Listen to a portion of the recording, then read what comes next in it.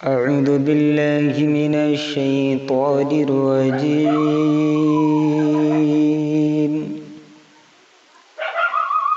بسم الله الرحمن الرحيم.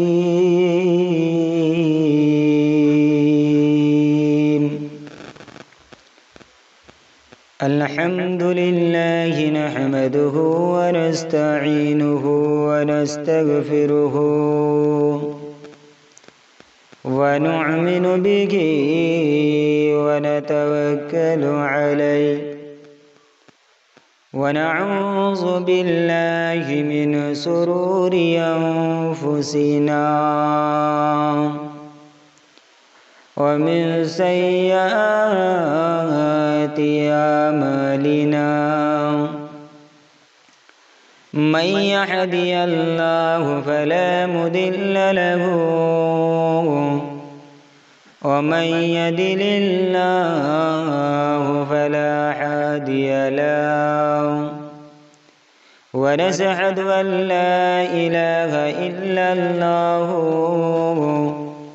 ونشهد أن سيدنا ومولانا محمدا عبده ورسوله. أما بعد فيا أيها الحاجرون رحمنا ورحمكم الله.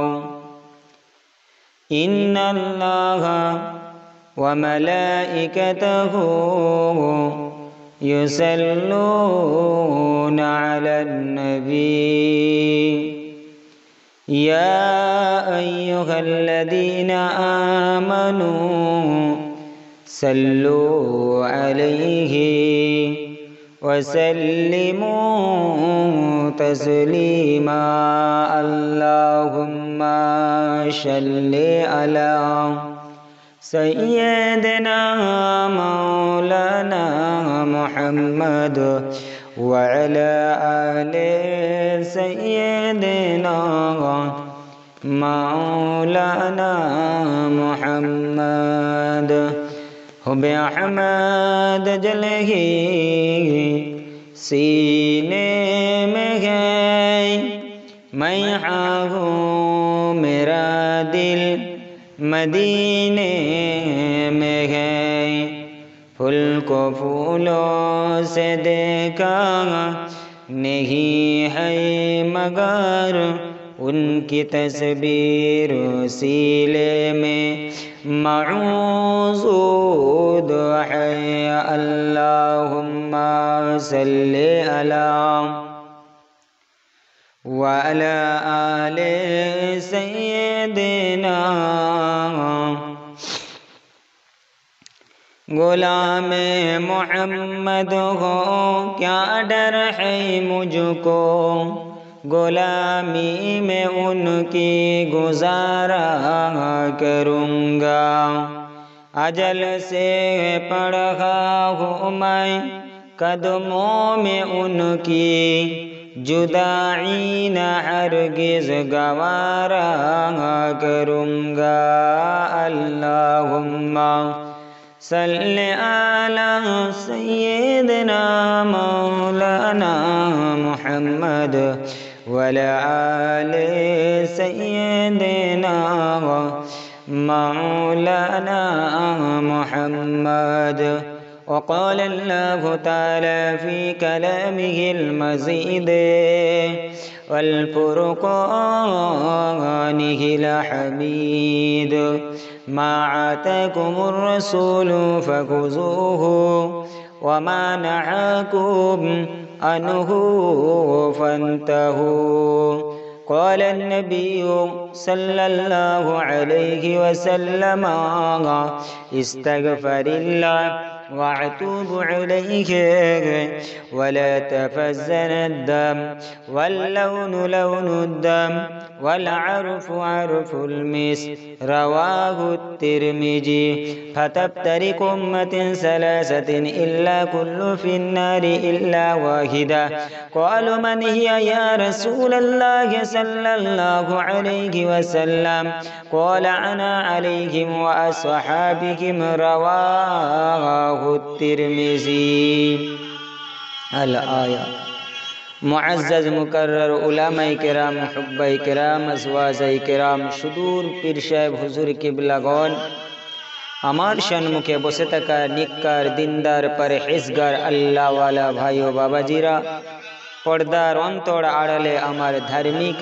অবশিষ্ট মা ও বোনেরা সকলের কাছে শুভেচ্ছা ভালোবাসা জানাই পরে জানাই এক রহমতি মজলিস আল্লাহওয়ালা মজলিস যে মজলিসের অবস্থা দেখেন আজ মানুষ এই মজলিসে আসেন না কারণ এই মজলিসটা হলো হাদিস পাকের ভাষা রিয়াজুল জান্নাহ অর্থাৎ বেহেশতের বাগান এই বেহেশতের বাগানে কারা বসে বেহেশতি মানুষ যারা হয় তারা বসে বেহেশতের বাগানে কারা বসে যারা আল্লাহর নেককার দিনদার জান্নাতি ব্যক্তি হয় তারাই জান্নাতের বাগানে বসে জান্নাতি ছাড়া কোনো সময় জাহান্নামীরা এমন মাহফিলে আসতে পারে না তাই বন্ধু আমার দোস্ত আমার জিনারা এখনো দোকান পাশারে ঘোরাফেরা করছেন এদিক ওদিক ঘোরাফেরা করছেন এদিক ওদিক না ঘোরাফেরা করে এদিক ওদিক না সময় কাটিয়ে সকলে এসে পাক মাহফিলে বসেন বসে আল্লাহ আল্লাহর রাসূল হাদিস কোরআন ইজমা কিয়াসের কথাবার্তা আলোচনা শোনেন কারণ আল্লাহর নবী বলে আল্লাহর রাসূল বলে দুনিয়ায় কিছু জায়গা আছে যেগুলো হচ্ছে জান্নাতের বাগান যেমন মদিনা শরীফে আমার নবী পাকের মেম্বার থেকে নিয়ে আমার রাসূলের রওজা পর্যন্ত যে জায়গাটা আছে এই জায়গাটা হলো রিয়াজুল জান্নাহ অর্থাৎ বেহেশতের বাগান ওই জায়গায় যদি কেউ দুটি রাকাত নামাজ আদায় করে সে আল্লাহর জান্নাতে দুই রাকাত নামাজ আদায় করলো ওই জায়গায় কেউ যদি আরাম করে সে যেন আল্লাহর জান্নাতে আরাম করলো ওই জায়গায় যদি কারোর ইন্তেকাল হয়ে যায় সে যেন স্বয়ং বিনা হিসাবে জান্নাতি হয়ে গেল তাই আল্লাহর রাসূল বলেন দুনিয়ায় এমন কিছু জায়গা আছে যেখানে হাদিস কোরআন ইজমা কিয়াসের কথাবার্তা আলোচনা হয় ওই জায়গা হলো রিয়াজুল জান্নাহ অর্থাৎ বেহেশতের বাগান তাই এই বেহেশতের বাগানে বেহেশতি মানুষ যারা আছেন তারা এসে বসেন আল্লাহ আল্লাহর রাসূলের কথাবার্তা আলোচনা হবে হাদিস কোরআন ইজমা কিয়াসের কথাবার্তা আলোচনা হবে দিগার উলামায়ে কেরামগণ এসেছেন একে একে আসবেন আমি গুনাহগার আপনাদেরই ভাই আপনাদেরই ছেলে এসেছি দু এক কথা বলবো বিদায় নেব তাই যিনারা এখনো এদিক ওদিক আছেন এসে বসেন ভাই আমার দোস্ত আমার কারণ এখন যে পরিস্থিতি দেখছেন এখন যে আবহাওয়া চলছে আমার আপনার কাছে এতে ঈমান রাখাটা আমার আপনার জন্য দুষ্কর ব্যাপার হয়ে দাঁড়াবে যেমন কিছু কিতাবের রাবি বর্ণনা করেন যেমন মিসাল দিয়েছেন একটা কচু পাতার মধ্যে যদি এক ঠোপা পানি দেওয়া যায় ওই পানিটা যেমন স্বরূপ টলমল করতে থাকে আমার আপনার ঈমানটাও তেমন ভাবে এখন টলমল করছে কোন মুহূর্তে না কোন মুহূর্তে আমাদের ঈমানটা চলে যাবে কিন্তু বন্ধু আমার দোস্ত আমার এটা হলো আমার আপনার জন্য ইমতিহান এটা হলো আমার আপনার জন্য পরীক্ষা কারণ এখন যে পরিস্থিতি চলছে এর উপরে দাঁড়িয়ে আমাকে আপনাকে ঈমানটা মজবুত করতে হবে ঈমানটা তাজা করতে হবে ঈমানটা জোর জবরদস্তি করে ধরে রাখতে হবে কারণ ঈমান কেড়ে নেওয়ার জন্য একদল মুনাফিক উঠে লেগেছে ঈমানটা শেষ করার জন্য একজন বেঈমান ইহুদির কাছ থেকে এসে লেগেছে কিভাবে মুসলমানদের মধ্যে কলহ লাগানো যায় কিভাবে মুসলমানদের ভিতরে গন্ডগোল লাগানো যায় এই মুনাফিকদের কাজ তাই মুসলমানের মধ্যে কলহ লাগাতে হবে মুসলমানদের কাছে গন্ডগোল লাগাতে হবে এই ভারতবর্ষের মুসলমান যদি এরা যদি অস্ত্র হাতে তুলে নেয় এরা যদি অস্ত্র হাতে তুলে নেয়, তাহলে তখন এদেরকে বলবো মৌলবাদ, এদেরকে বলবো এরাই হচ্ছে সন্ত্রাস, এরাই হচ্ছে খুনি। তাই এদেরকে ভারত ছাড়া করতে হবে।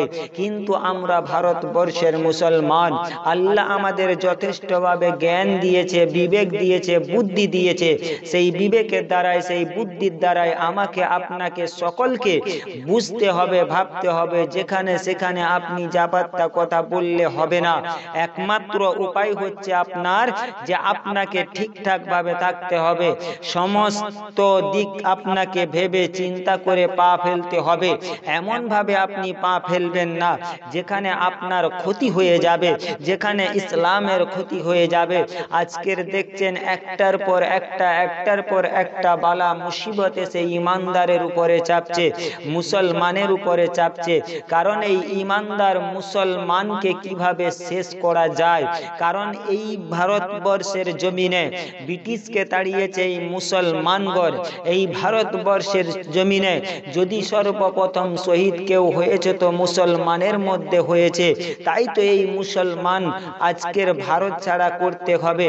এখন দেখছেন না ওয়াক্ত সম্পত্তি নিয়ে টানা হিচড়া লেগেছে, পার্লামেন্টে আইন পাস করতে চলেছে যে কি করে ওদের ওয়াক্তের সম্পত্তিটা বের করে নেওয়া যায়, হাতিয়ে নেওয়া যায়। কিন্তু আমরা তো মুসলমান ইমানদার, যেখানে আজ থেকে 100 বছর আগে আমার বাপ দাদা 14 পুরুষের কবর রয়েছে, সেই জায়গা আমাদের বাপ দাদুরা তারা কি করেছে, ওয়াক্তে ফি সাবিলিল্লাহ করে গেছে, আল্লাহর ঘরের জন্য দান করে গেছে। আর সেই জায়গা সরকার আত্মসাৎ করতে চাইছে। আমরা মুসলমান, গোশের লোভী, আমরা মুসলমান, আমরা ইমানটা কিভাবে জানি না। কিন্তু আজকের চিন্তা করুন, আমরা পশ্চিম বাংলার মুসলমান, আমরা একজন ইমানদার ঘরে জন্ম, ইমানের ঘরে এসেছি, আজকের কালেমার ঘরে এসেছি। আজকের অত সহজে আমরা ওয়াক্তে ফি সাবিলিল্লাহ, ওয়াক্তের সম্পত্তি তোমার হাতে দেব কেন? আরে এটা তো মুসলমানের বাপ দাদা 14 পুরুষের, এটা তো তোমার বাপ দাদা 14 পুরুষের নয়। হে নরেন্দ্র মোদী সরকার, হে সরকার শোনো, যদি মুসলমানের এই সম্পত্তি তোমার এত নেওয়ার ইচ্ছা, তোমরা তো লুটে পুটে খাচ্ছ, সারা বছর খাচ্ছ, যে ক্ষমতায় আসছে সেই খাচ্ছে, তাতে তো আমরা কিছু বলি না। কারণ এই ওয়াক্ত সম্পত্তির যে জায়গা আছে, এইটা যদি মুসলমানদের কাছে এর যে টাকাটা ইনকাম হয়, এর যে টাকাটা পাওয়া যায়, এই টাকাগুলো যদি মুসলমানদের কাছে দেওয়া হয়, মুসলমানরা যদি এই টাকাটা পায়, কোনো মুসলমান তারা আজকের আপনার কাছে ডাকছে এই প্রতিবাদ সভা, প্রতিবাদ মিছিল করার জন্য। আজকের আমরা যাদেরকে এখানে নির্বাচন করে পার্লামেন্টে পাঠিয়েছি, তারা আমাদের বিষয়ে কতটুকু বলছে, তারা আমাদের বিষয়ে কতটুকু খেলা ধরছে, তারা আমাদের বিষয়ে কতটুকু মুখ খুলছে এই ওয়াক্ত সম্পত্তি নিয়ে। এমন আমরা যাদেরকে পার্লামেন্টে পাঠিয়েছি তারা আমাদের বিষয়ে কিছু বলে না, তারা এই ওয়াক্ত সম্পত্তি নিয়ে কিছু বলে না। কারণ হলো আমরা তো ভুল করে ফেলেছি। আমরা এমন একটা মুসলমান হয়েছি, আমাদেরকে যেমন একটা ফুটবলকে যখন মাঠের মধ্যে নিয়ে যায় প্লেয়াররা, কত চুমু দেয়, কত আদর করে, কত যত্ন করে। আমরা মুসলমান, তাই আমাদেরকেও ভোট এলে এরা আদর করে, যত্ন করে আমাদের ব্যবহার করে। যেই ভোট মিটে যায়, যেমন ওরা নিয়ে গিয়ে মাঠে বসিয়ে দিল, দিয়ে এ একটা কিক মারলো, গড়ে গড়ে গড়ে গড়ে তার পায়ের কাছে সে একটা কিক মারলো, গড়ে গড়ে তার পায়ের কাছে কতজনের লাত ঝাঁটা খেতে হচ্ছে। তেমন মুসলমান আপনাকেও ওরা কি করে জানেন?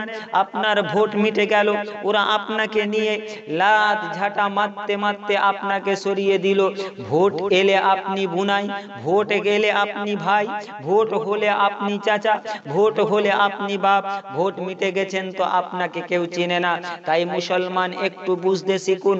আল্লাহ আপনাকে বিবেক দিয়েছে, বুদ্ধি দিয়েছে, সেই বিবেকের দ্বারাই, বুদ্ধির দ্বারাই আপনি একটু বুঝতে শিখুন। আজকের কেন মুসলমান লাঞ্ছিত হবে, কেন মুসলমান পদদলিত হবে? আল্লাহর নবী বলে, আল্লাহর রাসূল বলে, আমি তোমাদের কাছে দুটি জিনিস দিয়ে গেলাম, একটা হলো কিতাবুল্লাহ অর্থাৎ আল্লাহর কোরআন, অপরটি হলো সুন্নতে রাসূলুল্লাহ যেটা হলো আমি রাসূল আমার বাণী হাদিস শরীফ। তোমরা এই দুটোকে মজবুত করে ধরো, তোমরা এই দুটোকে মজবুত করে ধরো, এই দুটোর উপরে তোমরা কায়েম থাকো।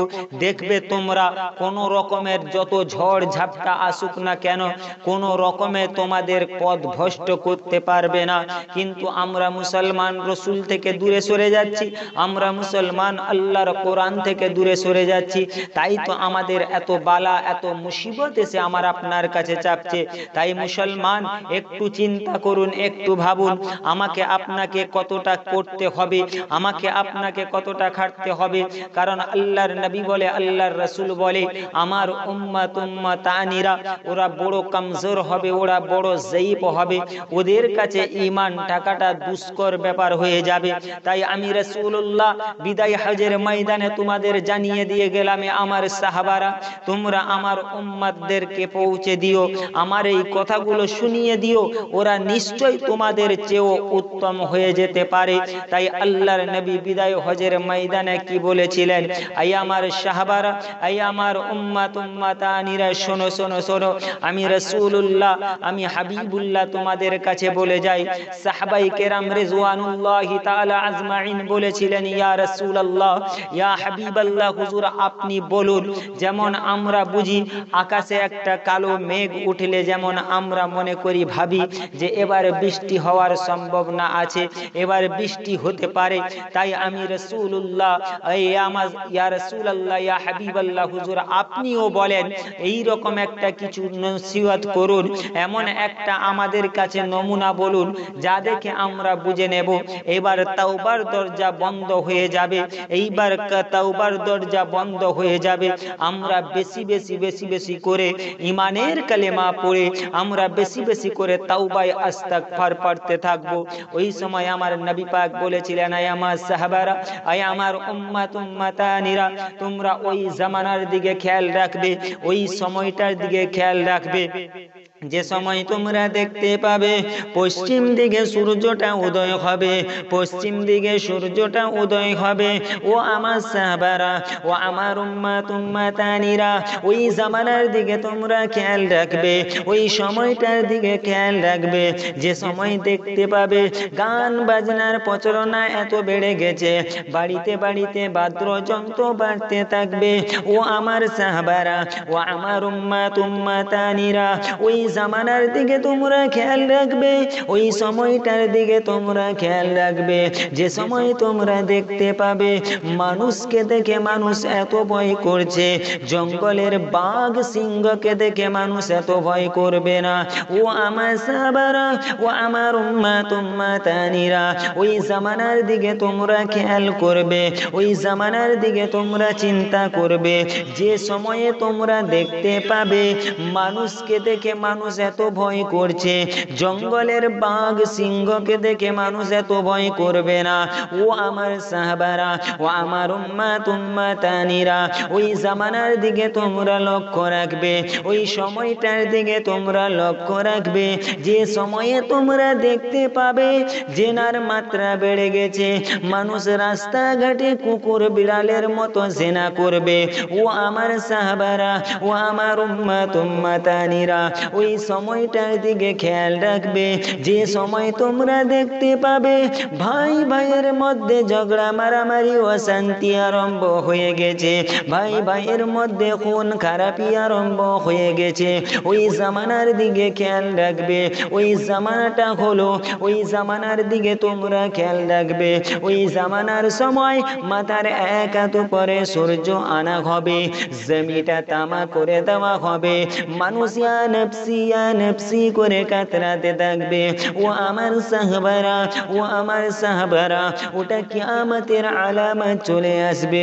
মানুষ যখন ইয়া নফসি করে কাতরাবে, এইবার মানুষকে উঠানো হবে, কবর থেকে তোলা হবে, সমস্ত মানুষ উঠে কাতরাতে থাকবে, ইয়া নফসি ইয়া নফসি ইয়া নফসি ইয়া নফসি, আর থাকতে পারবে না। ওরা কিয়ামতের সহ্য আর কষ্ট সহ্য করতে পারবে না। ওরা দৌড়ে দৌড়ে দৌড়ে দৌড়ে দৌড়ে দৌড়ে আদম নবী আলাইহিস সালামের কাছে যাবে। আদম নবীকে গিয়ে বলবে, আসসালাতু আসসালামু আলাইকা, হে আমাদের পিতা আদম, হে আমাদের পিতা আদম, আমাদের জন্য একটু দোয়া করুন, আমাদের জন্য একটু সুপারিশ করুন। আমরা জাহান্নামী হই জাহান্নামে যাব, আমরা জান্নাতি হই জান্নাতে যাব। আরে কিয়ামতের কষ্ট সহ্য করতে পারছি না। ও মুসলমানের ছেলেরা, একটু কানটা খাড়া করে শোনেন, কিয়ামতের কত না কষ্ট হবে। কেউ না কেউ হাঁটু পর্যন্ত পসিনাতে ডুবে যাবে, কেউ না কোমর পর্যন্ত পসিনাতে ডুবে যাবে, কেউ বা কেউ আবার পসিনাতে সাঁতার কাটতে থাকবে। ওই সময় ইয়া নফসি ইয়া নফসি করবে। আদম নবী ও ইয়া নফসি ইয়া নফসি, मूसा नबी या नफ्सी या नफ्सी, ईसा नबी या नफ्सी या नफ्सी, नूह नबी या नफ्सी या नफ्सी, नबी इब्राहिम या नफ्सी या नफ्सी, नबी इस्माइल या नफ्सी या नफ्सी, नबी उज़ैर या नफ्सी या नफ्सी, नबी जकरिया या नफ्सी या नफ्सी। ओ मुसलमान ছেলেরা, ও নবী পাকের উম্মত উম্মতিরা, তোমরা কি জানো ওই সময় আমরা যখন ইব্রাহিম নবী আলাইহিস সালামের কাছে যাব, ও নবী ইব্রাহিম আমাদের জন্য একটু সুপারিশ করুন, আমাদের জন্য একটু দোয়া করুন। আমরা জাহান্নামী হই জাহান্নামে যাব, জান্নাতি হই জান্নাতে যাব। ও কিয়ামতের কষ্ট আর সহ্য করতে পারছি না, ও কিয়ামতের কষ্ট আর সহ্য করতে পারছি না। আপনি আল্লাহ পাককে একটু বলেন, আল্লাহ পাক যদি আজকের দিনে আমাদের হিসাব নিকাশটা করে, আমাদের ইব্রাহিম নবী আলাইহিস সালাম বলতে থাকবে, ও বাবা আদম সন্তানেরা, আজকের যত নবী রাসূলের কাছে যাবে সকলে ইয়া নফসি ইয়া নফসি করবে, সকলে ইয়া নফসি ইয়া নফসি। আজকের যত ইয়া নবী রাসূলের কাছে যাবে সকলে ইয়া নফসি ইয়া নফসি। আজকের দিনে খুঁজো খুঁজো উম্মত কাঙ্গালি কে আছে, আজকের দিনে খুঁজে দেখো দেখো উম্মত কাঙ্গালি কে আছে। আজকের দিনে দেখো সকলে ইয়া নফসি ইয়া নফসি, একজন মাত্র বলতে থাকবে ইয়া রাব্বি হাবলি উম্মতি ইয়া উম্মতি ইয়া উম্মতি। ওই লোকটাকে খুঁজে দেখো, ওই যদি আজকের দিনে আল্লাহর কাছে দোয়া করে, ওর দোয়া আমরা খুঁজে, ওর দোয়া আল্লাহ কবুল করবে। আমরা দৌড়াতে থাকবো ময়দানে মাহশারে, এত দৌড়বো ময়দানে মাহশারে, দৌড়ে দৌড়ে দৌড়ে দৌড়ে আমরা দেখতে পাবো একজন ব্যক্তি শুধু বলতে আরম্ভ করেছে ইয়া রাব্বি হাবলি উম্মতি ইয়া উম্মতি ইয়া উম্মতি। আমরা দৌড়ে দৌড়ে সামনে যাব, সামনে গিয়ে দেখতে পাবো অন্য কোন নবী নয়, অন্য কোন রাসূল নয়, অন্য কোন নবী নয়। 1,24,000 ইখতিলাফ 2,24,000 নবী রাসূলকে আল্লাহ পাঠিয়েছে, তার মধ্যে একজন হলো আখেরি জামানার নবী, শেষ নবী, নবী মুহাম্মদুর রাসূলুল্লাহ। আমরা দেখে দৌড়ে দৌড়ে যাব, গিয়ে আমাদের নবী পাককে বলবো আসসালাতু ওয়াসসালামু আলাইকা ইয়া রাসূলুল্লাহ, আসসালাতু ওয়াসসালামু আলাইকা ইয়া হাবিবাল্লাহ। হুজুর আমাদের জন্য একটু সুপারিশ করুন, আমাদের জন্য একটু দোয়া করুন। আমরা জাহান্নামী হই জাহান্নামে যাব, জান্নাতি হই জান্নাতে যাব। এ কিয়ামতের কষ্ট আর সহ্য করতে পারছি না, এ কিয়ামতের কষ্ট আর সহ্য করতে পারছি না, একটু দোয়া করুন। তাই আমার আপনার জন্য যখন দোয়া করবেন, আল্লাহ রাসূল আর থাকতে পারবে না, দৌড়ে গিয়ে মাকামে মাহমুদের মসজিদে সিজদায় পড়বে রব্বি আল্লাহ। আল্লাহ পাক হযরতে জিবরাইল আলাইহিস সালামকে বলবে, হে জিবরাইল চলে যাও, আমার নবীকে মাথা উঠাতে বলো, আমার রাসূলকে মাথা তুলতে বলো, কারণ আমি আল্লাহ চাই না আমার নবীর মাথাটা নিচের দিকে হোক, আমার নবী পাককে মাথা উঠাতে বলো। আমি আল্লাহ পাক ওই সময় জিবরাইল আলাইহিস সালাম এসে আমার নবী পাককে বলতে থাকে আসসালাতু ওয়াসসালামু আলাইকা ইয়া রাসূলুল্লাহ, আসসালাতু ওয়াসসালামু আলাইকা ইয়া হাবিবাল্লাহ। হুজুর আপনি মাথাটা তুলেন, মাথা তুলেন, ইয়া রাসূলুল্লাহ আপনি কি বলছেন বলুন। ওই সময় আমার নবী পাক বলতে থাকে, আই আমার জিবরাইল, তুমি আমার আল্লাহকে বলো আমার গুনাহগার উম্মত উম্মতানিরা, ওরা বড় গুনাহগার, ওরা বড় যঈফ, ওরা বড় কমজোর, ওদের গুনাহ বেসামার, কিন্তু ওরা এই কিয়ামতের কষ্ট সহ্য করতে পারছে না। তোমরা যাও গিয়ে আল্লাহকে জানা, ওদের হিসাব নিকাশটা করতে বলো। ওরা জাহান্নামী হয় জাহান্নামে যাবে, জান্নাতি হয় জান্নাতে যাবে। এই কিয়ামতের কষ্ট আর সহ্য করতে পারছে না। ওই সময় হযরতে জিবরাইল আলাইহিমুস সালাম দৌড়তে থাকবে, দৌড়ে দৌড়ে আল্লাহ পাককে গিয়ে জানাবে, আমার আল্লাহ পাক রব্বুল আলামিন মিজানের পাল্লাটা দাঁড় করিয়ে দেবে। এবার আপনাদের কাছে আমার প্রশ্ন, মিজানের পাল্লা কিসের হবে, কাঠের না লোহার? এটা আমার প্রশ্ন থাকলো। আগামীতে যে আসবে আপনারা প্রশ্ন উত্তর দেবেন। কিন্তু দ্বিতীয় নম্বর হচ্ছে যে এইবার যখন মিজানের পাল্লা খাটানো হবে, মিজানের পাল্লায় একদিকে গুনাহগার উম্মত আনির গুনাহটা চাপানো হবে, অপর দিকে নেকিটা চাপানো হবে। ওই গুনাহগার উম্মত আনির গুনার পাল্লা ভারীটা হয়ে যাবে, নেকির পাল্লা হালকা হয়ে যাবে। ওই সময় আমার নবী পাক আর দেখতে পারবে না, আমার রাসূল আর সহ্য করতে পারবে না। আমার নবী পাক দৌড়ে দৌড়ে দৌড়ে দৌড়ে মিজানের পাল্লার সম্মুখে এসে আল্লাহ পাককে বলতে থাকবে, ও রব্বুল আলামিন আল্লাহ, আমার গুনাহগার উম্মতানিরা ওরা বড় গুনাহগার, গুনাহ ওদের বেসামার, মাফ করো গফুর গফফার। ইয়া রাব্বি আল্লাহ, আমার গুনাহগার উম্মতানির গুনার পাল্লা ভারী হয়ে যায়, নেকির পাল্লা হালকা হয়ে যায়। ইয়া রাব্বি আল্লাহ, আমি নবী পাক আমার 63 বছরের যত ইবাদত বান্দেগি আছে আমি আমার গুনাহগার উম্মতানির জন্য দান করে দিলাম। আমরা মুসলমান, আমরা নবী পাকের উম্মত, কিছু জান্নাতি হয়ে যাব। এইবার দ্বিতীয়বারে যখন মিজানের পাল্লায় গুনাহ চাপানো হবে, নেকি চাপানো হবে, আমি আপনি কি করব? দেখতে পাওয়া যাবে গুনার পাল্লা ভারী হয়ে গেছে, নেকির পাল্লা হালকা হয়ে গেছে।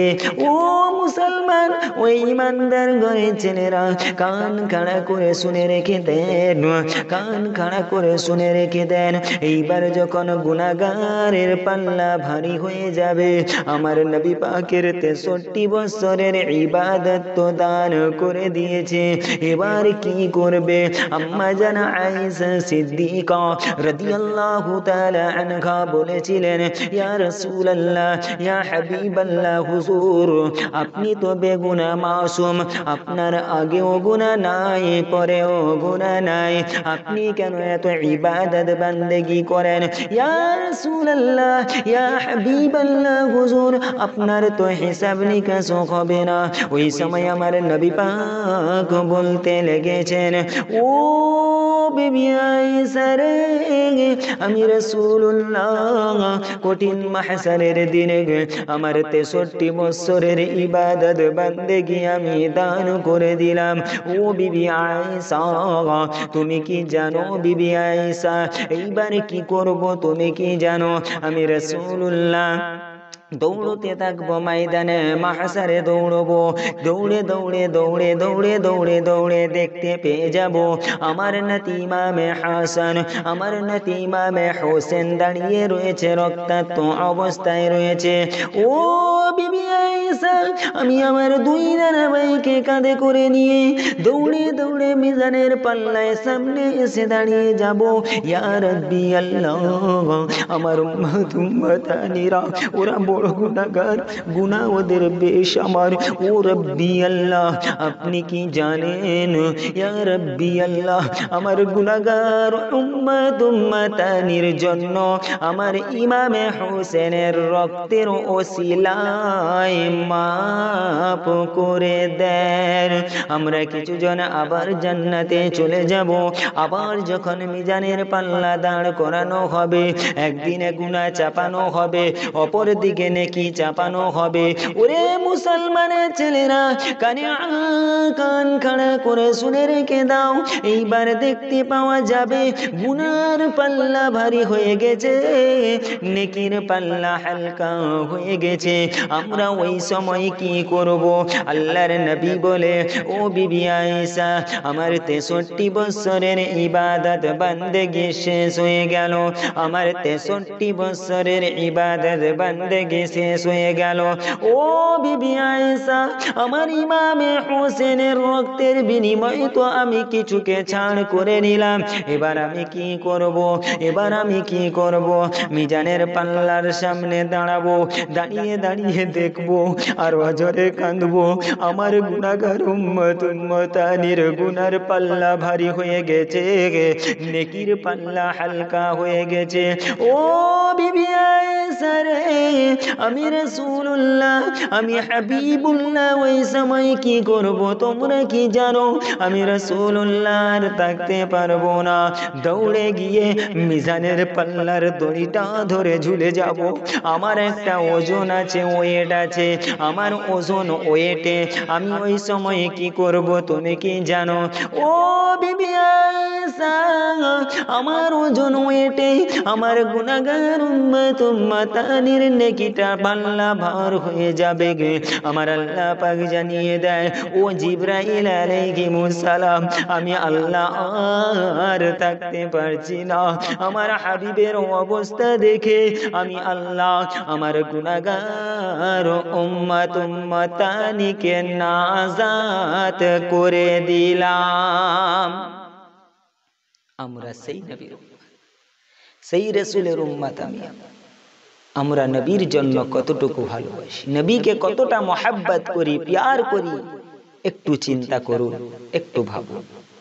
আজকের মুসলমান, আজকের কেন আমাদের এমন একটা দুরবস্থা চলছে? আজকের 2024 সাল থেকে ওয়াক্ত সম্পত্তি মেরে খাচ্ছে, লুটে খাচ্ছে। এই কথাটা বলেছিল পীরজাদা আব্বাস সিদ্দিকী ভাইজান, তাকে তখন অনেক রকমের কথা বলা হয়েছে। বলেছি আলেম উলামা, পীর সাহেব, আমির সাহেব, মুফতি সাহেব, মুহাদ্দিস সাহেব, আজকের তার কথাটা মিলান, অবশ্যই মিললে। আজকের তুমি প্রতিবাদ করছো, আজকের বলছো এক প্ল্যাটফর্মে এসো। আজকে 2016 সাল থেকে ডেকেছিলেন, তানার কথা তখন আমরা মানি না, তাকে অনেক রকমের কথা বলেছিলাম। আজকের কেন এত পেরেশান? আজকের পেরেশান হতে হতো না যদি 2016 সাল থেকে আমরা এটা সঙ্গীত হতাম, আমরা একতাবদ্ধ হতাম, আজকের এতটা আমাদের পেরেশানে পড়তে হতো না।